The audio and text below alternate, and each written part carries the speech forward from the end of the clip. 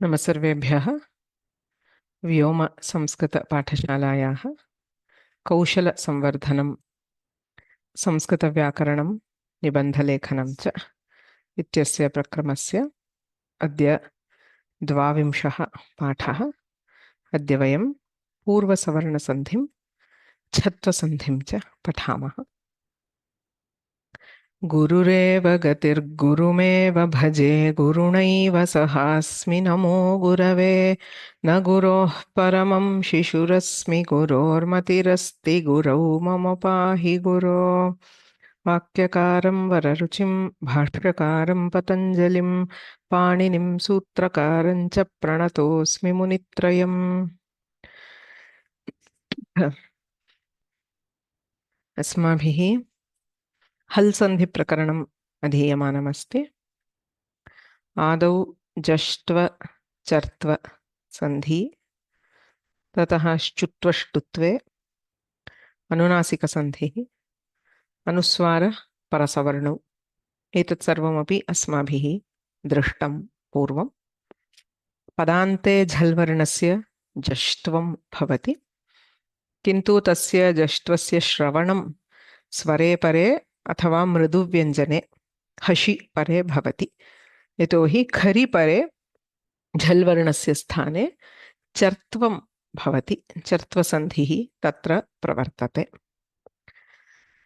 स्तु सकारतवर्गयोः सन्धिद्वयं विशेषेण विहितमस्ति, श्चुत्वं तथा ष्टुत्वं। पूर्वत्र परत्र वा शकारचवर्गौ यदि स्तः तर्हि श्चुत्वं भवति, पूर्वत्र परत्र वा यदि षकारटवर्गौ स्तः तर्हि ष्टुत्वसन्धिः भवति इति नियमः। वर्गीयव्यञ्जनानाम् अनुनासिकवर्णे परे अनुनासिकसन्धिः भवति। सामान्यतः अनुनासिकसन्धिः विकल्पेन भवति। जगत्नाथः, तत्र जगन्नाथः जगन्नाथः इति रूपद्वयं, किन्तु यदि अनुनासिकादिः प्रत्ययः अस्ति तर्हि अनुनासिकसन्धिः नित्यः भवति, चिन्मात्रं तन्मयम् इत्यादिषु।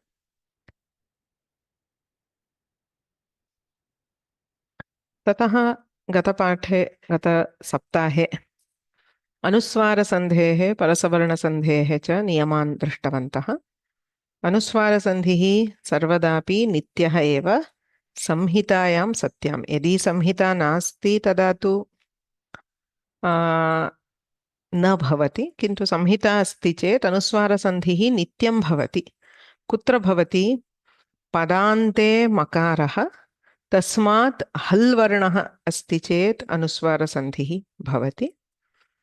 अपदान्ते मकार नकारयोः उभयोः झलि परे, झल् वर्णे परे अनुस्वारसन्धिः भवति इति नियमः। अनुस्वारसन्धौ कृते परसवर्णस्य प्रसक्तिः बहुधा भवति। सः अपि पदान्ते अपदान्ते वा, यथा पदान्ते अपदान्ते वा अनुस्वारः भवति, सः अनुस्वारः यदि अपदान्ते अस्ति तर्हि ययि परे नित्यं परसवर्णः भवति।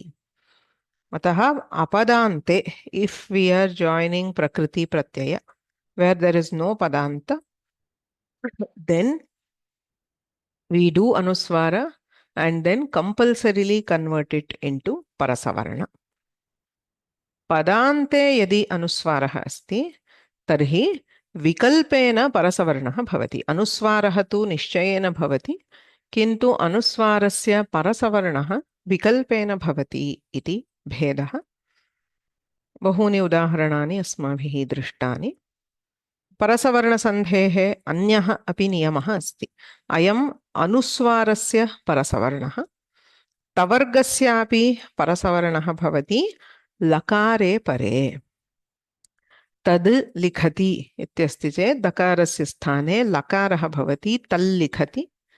यदि अनुनासिकवर्णः अस्ति, यथा नकारः, विद्वान् लिखति, तत्र अनुनासिकः लकारः परसवर्णत्वेन आदेशः भवति, विद्वान् लिखति इति भवति। इदानीम् अग्रे गच्छामः। पूर्वसवर्णसन्धिः। परसवर्ण इत्युक्ते किं? बहुत्र एतादृशाः सन्धि नामधेयानि एतादृशानि दृष्टानि। पूर्वरूपं पररूपम् इति अच्सन्धिषु भवति। यः पूर्ववर्णः स एव आदेशत्वेन भवति, यः परवर्णः स एव आदेशत्वेन भवति चेत् पूर्वरूपं पररूपम्। हल् सन्धिषु पूर्वसवर्णः परसवर्णः इत्यस्ति। अत्र पूर्ववर्णस्य सवर्णः आदेशः अथवा परवर्णस्य सवर्णः आदेशः. So the adesha will not exactly be the paravarna or the purvavarna. It will be one of the related members. Depending on the sthani itself, we have to determine that. That is why we call it Purva Savarna and Para Savarna. Idanim Purva Savarna Sandhihi. Atrapi Niyamadvayam Asti. Hakarasya Purva Savarnaha. Sakarasya Purva Savarna. झै वर्णात् परतः हकारः अस्ति चेत् तत्र हकारस्य विकल्पेन पूर्वसवर्णः भवति इति नियमः अस्ति। तत्र सूत्रम् अस्ति झयः। झै इत्यनेन झभै घढधष् जबगडदश् खफछठथ छठतौ कपै वर्गाणां प्रथम द्वितीय तृतीय चतुर्थवर्णाः झै इत्यनेन गृह्यन्ते. So on the left hand side we have a pada which ends in a झै letter. परत्र हकारः अस्ति. अत्र हकारस्य पूर्वसवर्णः, a savarna of the preceding झै letter. Okay, and that will always be fourth letter of the varga. When we replace hakara by purva savarna, the adesha is always chaturtha varnaha. Etat katham bhavati ityapi vayam nirnayam kartum shaknumaha. In the early classes we studied about sthana, prayatna, etc. So based on sthana and prayatna we do the determination, but that is not required at this level. So we just take it as पूर्ववर्णः कस्यचिद् वर्गस्य आदौ चतुर्षु वर्णेषु अन्यतमः भवति. Right? So the first letter is one of these. Paravarna is hakara and hakara is the sthani. Please remember, sandhishu sarvada वामभागे विद्यमानस्य एव आदेशः भवति इति नियमः नास्ति. कदाचित् पूर्वस्य आदेशः भवति, कदाचित् परस्य आदेशः भवति, कदाचित् उभयोः मिलित्वा एकादेशः भवति. सो अत्र परवर्णः स्थानी अस्ति. हकारस्य स्थाने आदेशः भवति. कः भवति इति चेत् तस्य वर्गस्य चतुर्थवर्णः. कवर्गः अस्ति चेत् घकारः आदेशः भवति. चवर्गः अस्ति चेत् झकारः, टवर्गः अस्ति चेत् ढकारः, तवर्गः अस्ति चेत् ढकारः, पवर्गः अस्ति चेत् भकारः. एवं वर्गचतुर्थः आदेशः भवति. स एव पूर्वसवर्णः भवति. उदाहरणं पश्यामः. वाग् हरिः इत्यस्ति. वस्तुतः वाक् हरिः, तत्र आदौ वयं जष्ट्वं कुर्मः. जष्ट्वे कृते वाग् हरिः इति भवति. वाग् हरिः. अत्र गकारः अस्ति, झै वर्णः. अग्रे हकारः अस्ति. हकारः एव अत्र स्थानी. हकारस्य स्थाने कः आदेशः? अत्र गकारः अस्ति, कवर्गवर्णः. अतः तस्य चतुर्थः घकारः.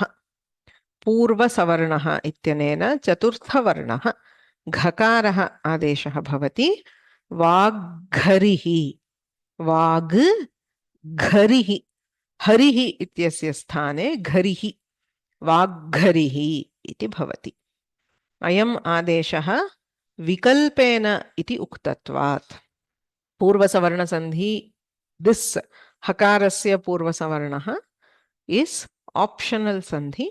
Therefore, we get another form vagharihi. So, vagharihi, vagharihi. Ekatra ghakaraha, aparatra hakaraha bhavati. So, most of the cases, the Purva Savarna is preceded by Jashtva. Because it is Padanta, we always have Jashtva Sandhi. So, we can start from the Jashtva form. For example, if you have Shash Hayaha, when we do Jashtva, we get Shad Hayaha. Then Hakarasya sthane Dhakaraha. Because the previous letter is a Tavarga Varna, so Tavargasya Chaturthaha Dhakaraha Adeshaha Bhavati Shadhayaha. Purvasavarnaha na bhavati chet Shadhayaha ityapi bhavati. Tad hitam दकारात् परः हकारः तस्य स्थाने तस्य वर्गस्य तवर्गस्य चतुर्थः धकारः भवति तद्धितम् इति यदि न भवति तर्हि तद्धितम् इत्यपि भवितुमर्हति very popularly used as tadhita. So tadhitam we can either take it as something which is beneficial. Saha arthaha api svikartum shakyate. Vyakarane tu tadhitam iti pratyayasya sanya bhavati. So it is the name of a set of pratyayas which are added to namapadas. Atrapi rupadvayam asti. Tadhitam, tadhitam iti. Ab havihi. Up. Up is water. So when we do jashtva, it becomes ab. Ab havihi. Abhavihi. Hakarasya sthane pavargasya chaturthavarnaha adeshaha bhavati.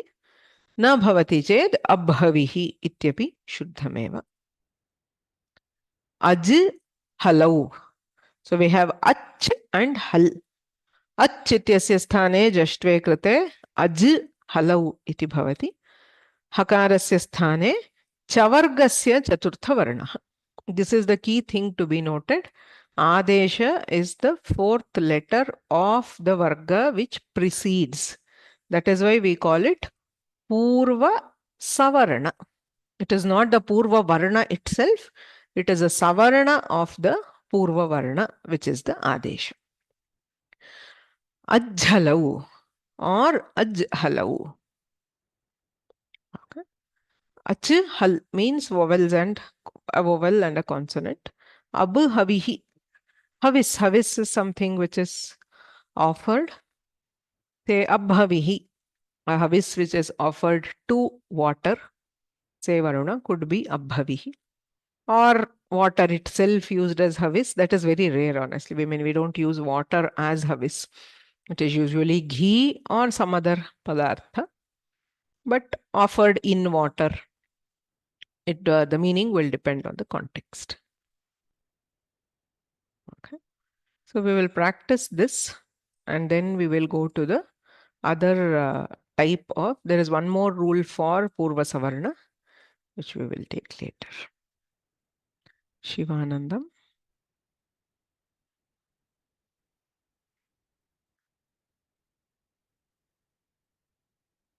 When I call out, please unmute yourself.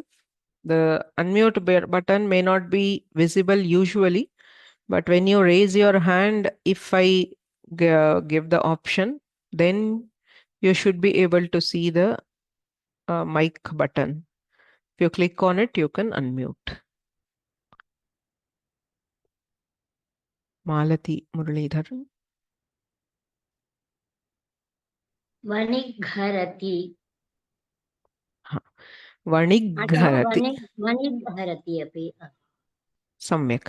So सर्वत्र आदौ जष्ट्वं करणीयं. So वणिक् becomes वणिग् हरति. ततः वणिग्घरति और वणिग्घरति. सम्यक्. शिरीषा.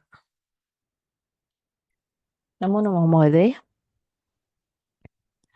महत् plus हास्यं, महद् हास्यं जष्ट्वं, and then ततद महद्हास्यं और महत् हास्यं और महत् हास्यं महद् हास्यं sorry जष्ट्वा महद् हास्यं. सम्यक्. So जष्ट्वं तु निश्चयेन भवति. It will not stay as takara. It will get converted to dakara. So in both forms it is the. Following letter can either be dha or be ha. So mahadhasyam or mahadhasyam. Vandana. Namaste Mahoday. Up plus hrasah. Up will become abbu. Abbu hrasah. Athva abha abhrasah. सम्यक्. अभ्रासः. अभ्रासः भकारः आदेशः भवति. और अभ्रासः. अपां हरासः. हरासः नाम हानिः इत्यर्थः. Something which we are seeing everywhere. Scarcity or loss, water. Depletion is called abhrasah. Harasa is something getting lost or depleted. Mahadhasyam Jnayate, so a great comedy. Vanik Harati, Vanik is a seller. Harati, he takes or carries something.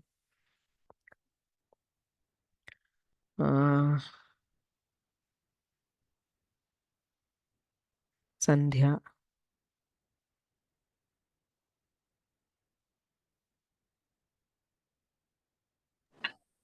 नमस्ते भगिनी. शश plus हरियाणि, षड् हरियाणि जस्त्वं षड्हर्याणि. सम्यक्. षड्धर्म्याणि और षड्हर्म्याणि. सम्यक्. हर्म्यम् इत्युक्ते गृहम् इत्यर्थः. Especially something like a bungalow, a huge house. So 6 houses ityartha. Viswaroop.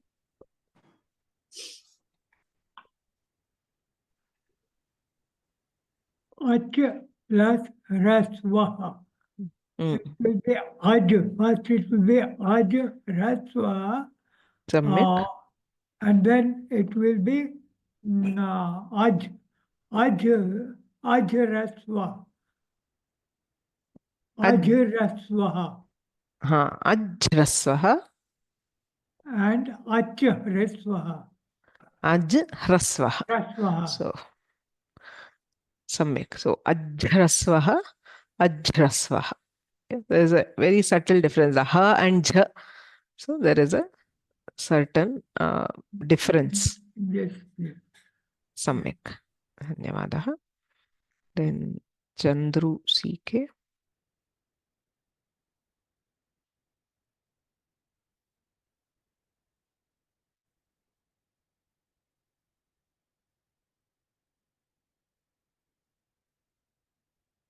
Please unmute yourself.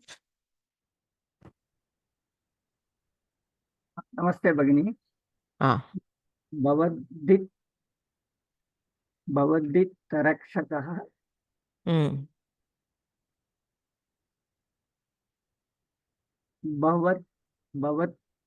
भवति रक्षक. हरक्षकः. No. So where is the fourth letter of the varga? The. Right? So we have bhava d and then dh. Okay. Sorry, let me. So bhavad dhita dh, and then after that you have e. ita rakshakah, right? So bhava d dh I. So dhakarasya sthani kaha?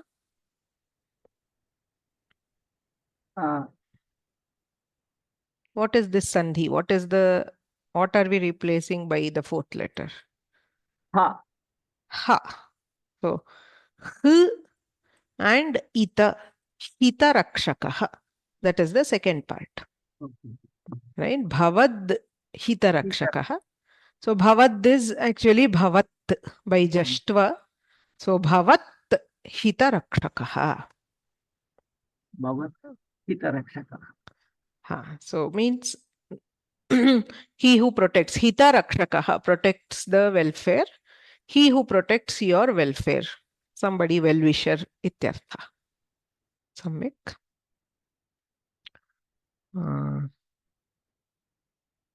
Ganesh Krishna.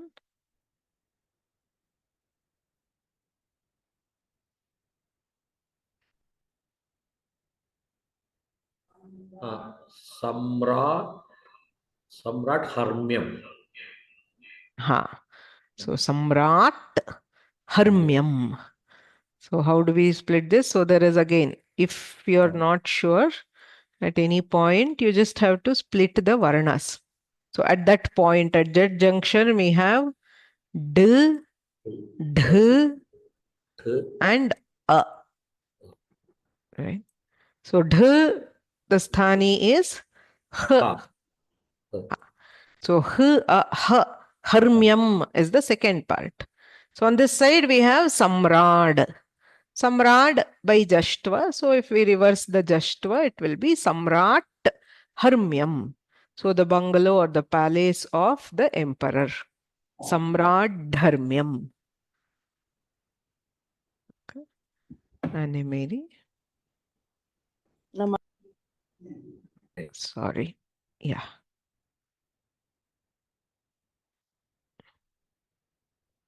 Please unmute. I muted you. I was guys. speaking. Namaste. Brajat Hiranyam. Brajat Hiranyam.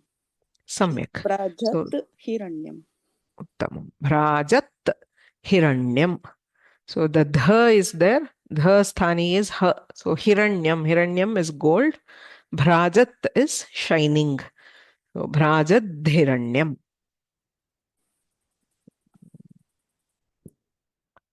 Hemavati. नमस्ते चतुर्थवर्णः अस्ति घ Samyak. तस्य स्थानी ह इति भवति वाक् तद् जस्त्वं भवति वाग् इति वाक् हृदये Uttamam. So Vak Hridaye. धन्यवादः Vak Hridaye iti bhavati. Vimala Ganapati. नमस्कार भगिनी. विड्डसति. विड् अधिकं हसति. Hasati. Yeah. हसति. Vid hasati. If we do the Jashtva, Vit hasati also. हसति. धन्यवादः. Vit istasya Vaishyaha ityarthaha. So saha hasati vidhasati.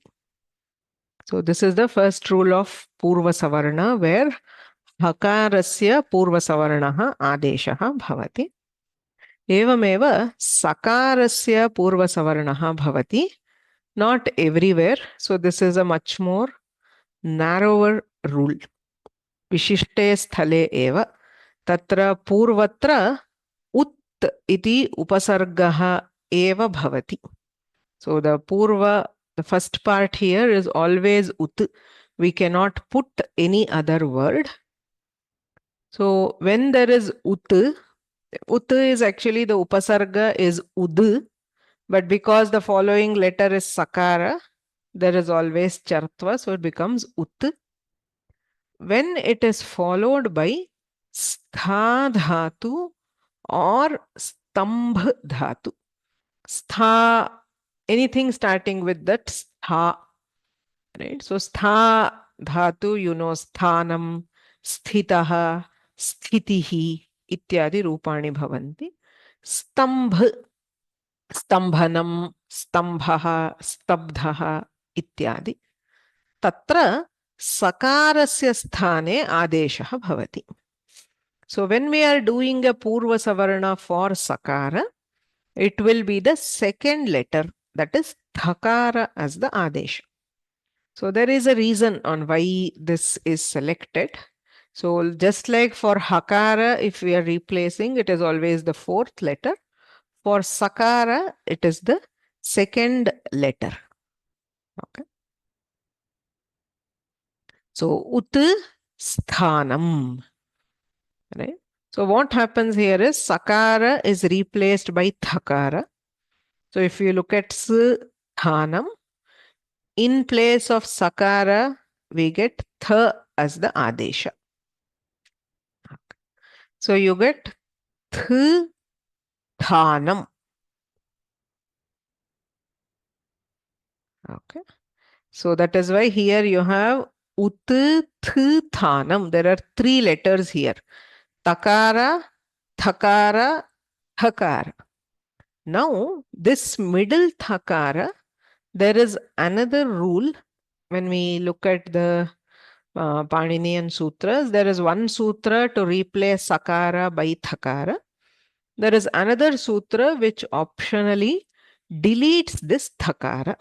So if the thakara is deleted, we get the form utthanam, where there is one takara, one thakara. Earlier we had th, th, th, three letters, right? The th is in ut. Sthanam.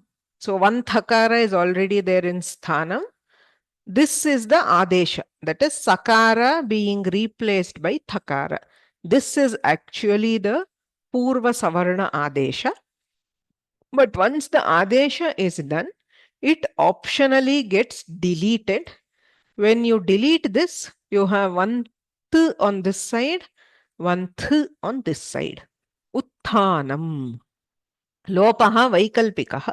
So both forms are correct, but very popularly the lopa happens and we use this form. Utthanam is a very popular word. So the sandhi replaces sakara with thakara, but that th which comes in due to the adesha is usually deleted. So the overall effect, what we see is deletion of the sakara. This is not direct deletion. That is why we don't call it lopa. Sa is replaced by th and th is then deleted. So we get two forms. Okay. So we will see here ut sthanam. So you have the ud upasarga followed by the stha dhatu. Sakara is replaced by thakara. So in both this sandhi and the previous, which is the purva savarna of hakara, it is the second letter which is getting replaced. So sakarasya sthane thakaraha purva savarnaha. So you get utthanam with a double thakara. When that thakara is deleted optionally, you get utthanam. Both forms are correct.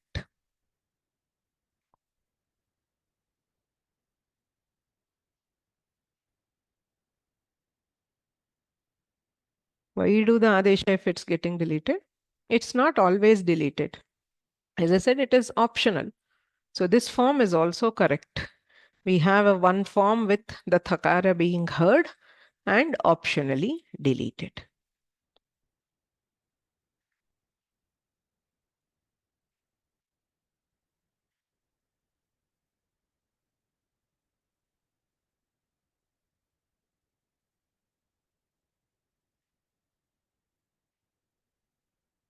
Okay. So similarly, we have few examples. Examples for this variety of purva savarna are not many because it's restricted. You have to have ut, and on the right hand side also we need only two dhatus, either stha or stambh. So ut stambhanam.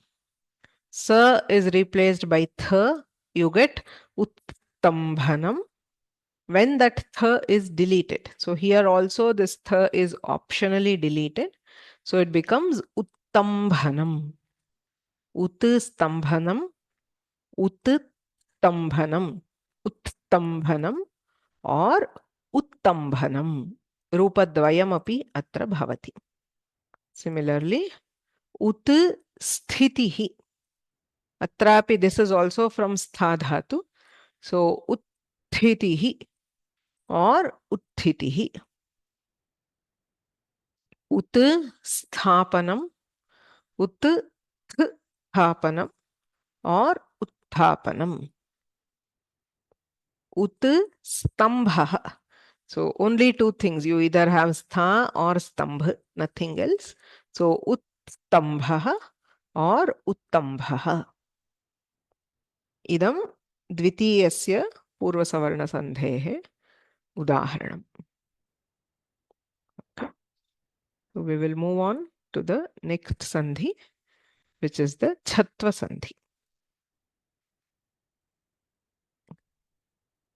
So bahutra chartva chatva bhedah asti jnatavyam. So chatva, as the name suggests, cha is the adesha.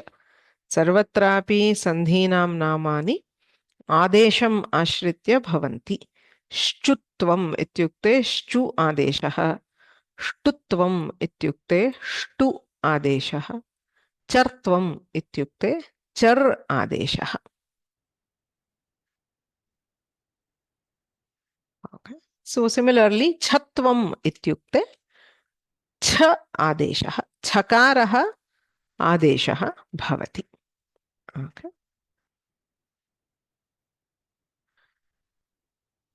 Kada bhavati? Atra purvam param. Both conditions are specified. As we have seen, nimitta is a condition. So in Purva Savarna, the Paravarna was the sthani. We had some nimitta required before the sthani. In an adesha like say shtutva shtutva, you could have the nimitta either before or after the sthani. It is the same nimitta, but it can be present either before or after. In sandhis like Anuswara, Anunasika, Parasavarna, the Purva Varna is the sthani. You have some nimitta on the right hand side. So in this sandhi, sthani is in the middle. You have two nimittas, that is what comes before and what comes after. Both of them are required for chatva sandhi. Shakarasya sthane. The sthani is shakara. Shakarasya sthane chakaraha vikalpena adeshaha bhavati. Kada bhavati? Shakarat purvam jhai varnaha bhavet. Parataha am varnaha bhavet. Jhayaha parasya shavarnasya. Shavarnaha nama shakarasya. Chakaraha vasyat ami pare. Jhai purvam drishtam vargasya prathama dvitiya tritiya chaturtha varnaha. Ityanena. So there is the as the pratyahara. Okay, so you have the ach from ayun rilak eong I ouch. Then haya varala nyamangana. So all this is covered by the pratyahara So the preceding letter should be a part of jhai. The following letter can be a swara. It is the easiest, or one of these. It should be a part of the pratyahara.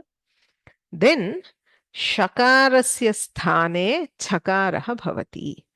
So you have jhai plus sh plus So sh is the sthani, preceded by jhai and followed by Shakarasya sthane vikalpena chakaraha bhavati.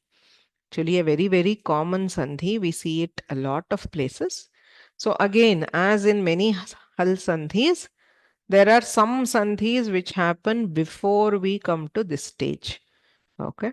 Jashtva, shchutva, chartva, whatever possible sandhis.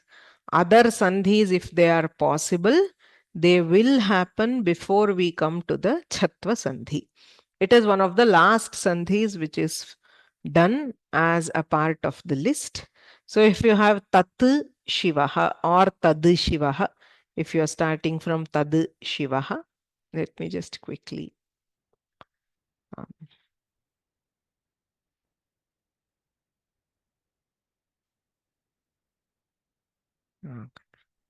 So tad shivaha, we do shchutva, so d becomes j, and then we do chartva, right? Because shakara is a karkasha vyanjana. So we have tach shivaha. So it is a series that we are doing.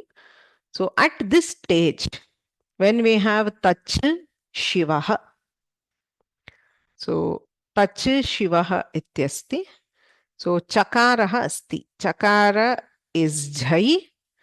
In between we have sh, and then we have a swara, which is So jhai, sh, So shakara is replaced by chakara. So tachivaha iti rupam bhavati. So pakshe, if this sandhi does not happen, so till shchutva we anyway have to do. So you get tachivaha. Tachivaha or tachivaha. Rupadvayam api shuddham bhavati. But we very commonly we use the form with chatva, right? Tachivaha. So similarly, tad shastram ityasti. So as I said, first we do shchutva. If we look at the series, dakarasya sthane jakaraha bhavati, taj shastram. Then you get chartva. Ja becomes cha, tach shastram. Then tachastram. Shakarasya sthane chakaraha. This step is chatva sandhihi. Chakaraha adeshaha bhavati, vikalpena bhavati. So we also have tach shastram. Very similarly, yad shokam becomes yachokam or yachokam. Shrimat shankaraha. So Shrimat shankaraha. So always if there is a tavarga varna, because shakara is there, the first we do shchutva. So jashtva, shchutva, chartva as applicable. After that we do the chatva. So this is again very common. Shrimat shankara bhagavat padaha. So Shrimat shankara involves all these sandhis. Jashtva, shchutva, chartva, then you have chatva sandhi also. If it is other vargas, there is no possibility of shchutva. Directly we can do the chatva. So vak shete becomes vak chete or vak shete. Speech is sleeping.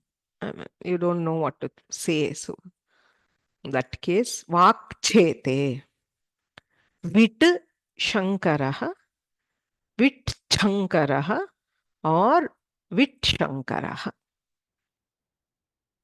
Vit, we saw this in one of the examples also. Vit means Vaishyaha ityartha.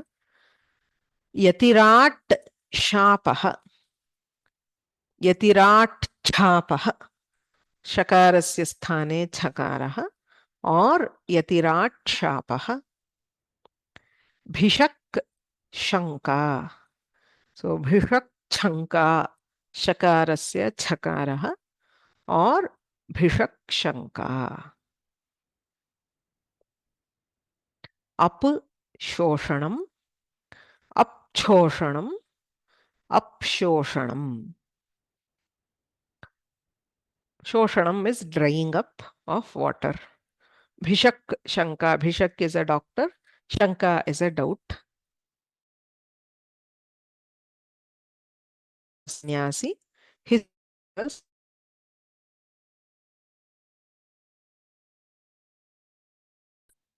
Jashtva can be done, but again it will be reversed by Chatva. So every class, Punaravartanam, we have been seeing Jashtva is heard only if the following letter is a Swara or Mridu Vyanjana. So here technically, yes, we do Jashtva, Vag. Then again you do Chartva, it comes back to Vak. So you don't see the difference. Jashtva is cancelled out by Chartva. Then you do Chatva, you get that. If it is a Tavarga Varna, there is Shchutva, which is additional, which makes that difference. So we will go to the examples.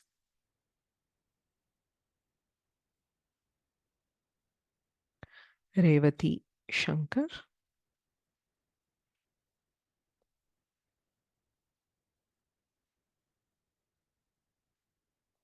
Please unmute yourself.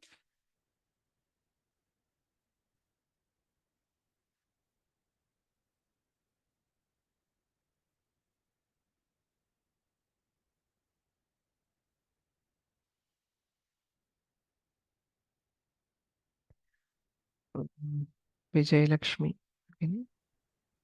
नमस्ते भगिनी हाँ सत् तत् शीलं तत्र शुत्वं भवति सच् शीलं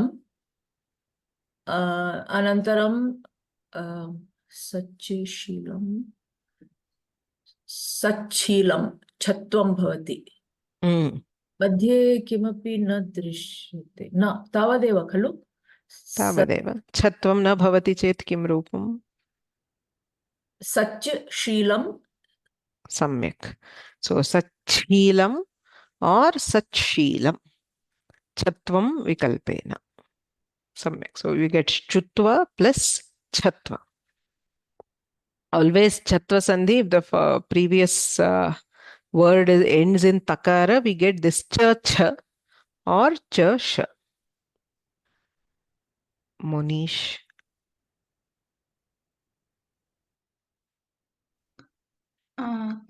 तद्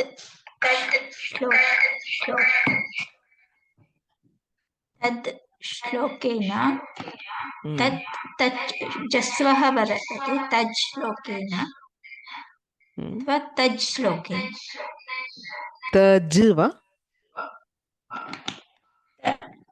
तज् श्लोकेन चकार चकारः हाँ so तच् श्लोकेन और तच् श्लोकेन श्चुत्वं भवति ततः चर्त्वम् अपि भवति so you get च और च श तच् श्लोकेन सम्यक्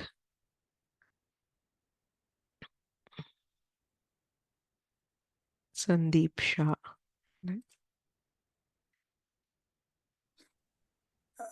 राम राम राम वाक् छस्त्रम वाक् छस्त्रम छस्त्रम सम्यक् ऑप्शनली वाक् शस्त्रम उत्तमम् so वाक्छस्त्रम और वाक्शस्त्रम so shastra is weapon, speech itself as the weapon.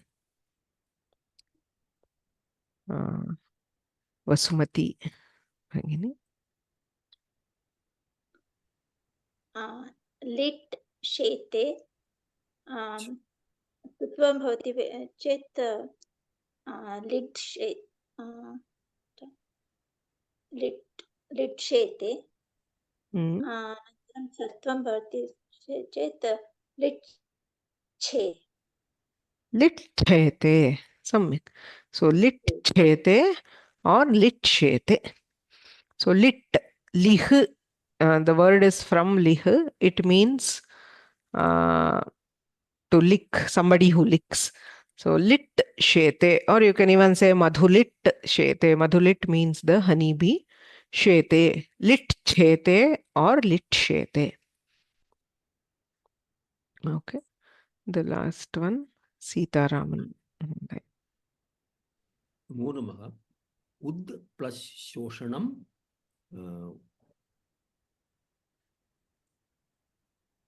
उच्चोषणम Uchoshanam.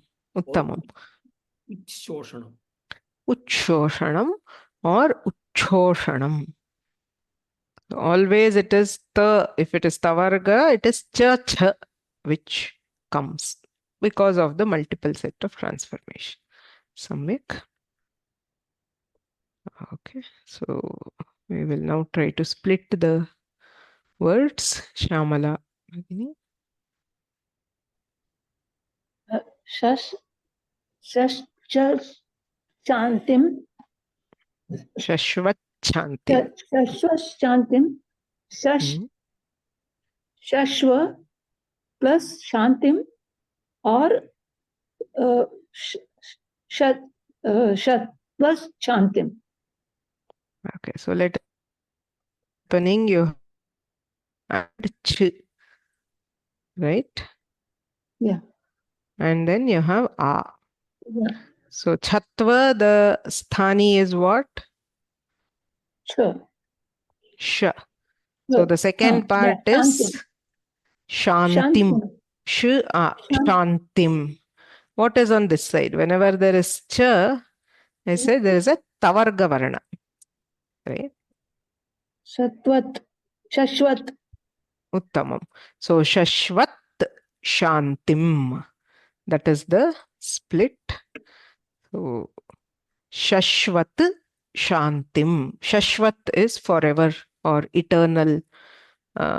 Forever. Shanti is peace. This comes in the Bhagavad Gita. Shashvat Shantim Nigacchati. Attain. Dhanyavadah. Lalita Bhatt.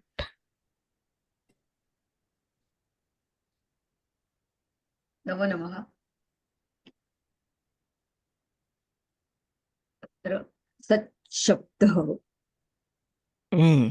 Sat Shabdaha. So wherever there is the cha, so the first part will be ta. So sat and cha is sh. So shabdaha. Sat shabdaha, sat shabdaha. धन्यवाद. Okay. Then we go to the next one. Vijaya Bhagini. Ut Shihara. Shritam.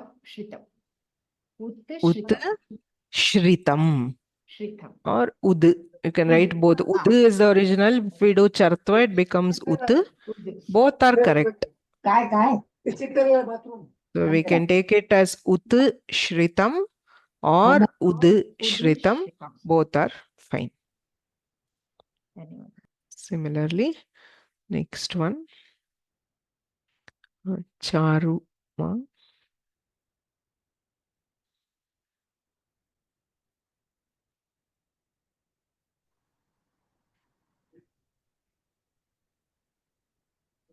Nashyat Shastram. Nashyat Uttamam. Nashyat Shastram. Declining Shastra. Ma'am, I have one doubt. Can I ask? Yes, go ahead. You said the previous one, Uchchitam, you can also say Ud. So here also we can say Nashyad. So that's what, it depends on the original word. So Ud, the original Upasarga is Ud. Okay, so Tad, Ud, if the original Pratipadika is Dakaranta, we can start from there. Is so, but Takaranta going by the rule, going by your rule, then it's safe to say Ut, right? Uchritam, because we may not know this. Yeah. So as I said, everywhere, if you have a doubt, just put the first letter of the Varga, which is always accepted at this stage. No issues at all. Thank you.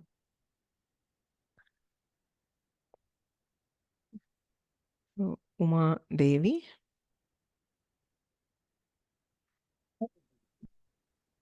Yavat Shakyam. Your voice is very low. Can you move closer to the mic? यावत् शक्यं यावत् शक्यं Samyak. यावत् शक्यं. Correct. So yavat shakyam becomes yavat shakyam. As much as possible. Uttamam.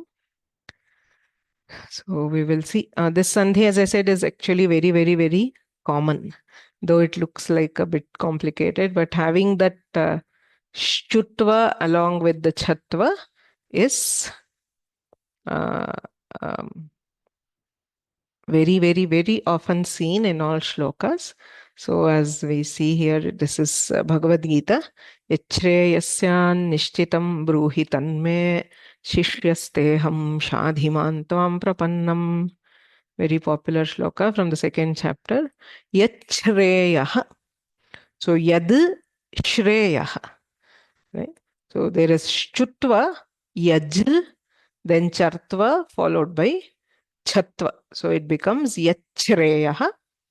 As I keep mentioning, if you are not sure, you can always say yat shreyah, yachreyah. It is fine.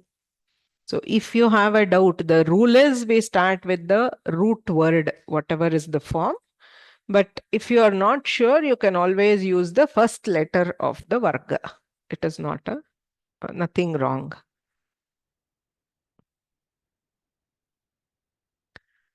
Anantalakshmi. Oh, sorry. That I'm not asking.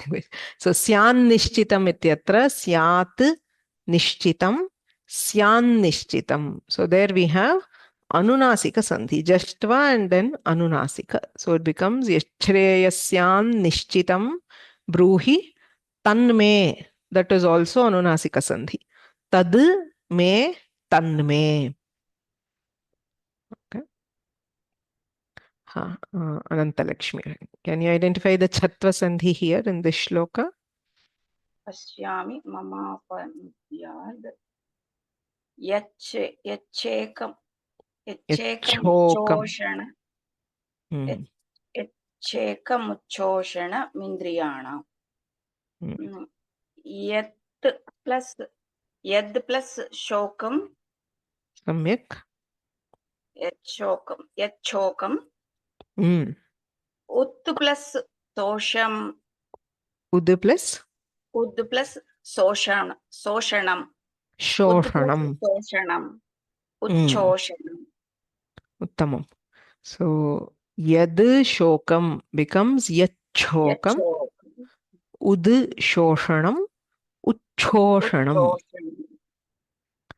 So again, Arjuna saying yat shokam, that sorrow, indriyanam uchoshanam. Uchoshana is to dry up, as if you dehydrate, it becomes withered. So Arjuna is telling Krishna that that sorrow he feels at having to fight his svajanas. So that sorrow, it's as if it is withering away his senses. Yachokam uchoshanam indriyanam. So both of those are chatva sandhis.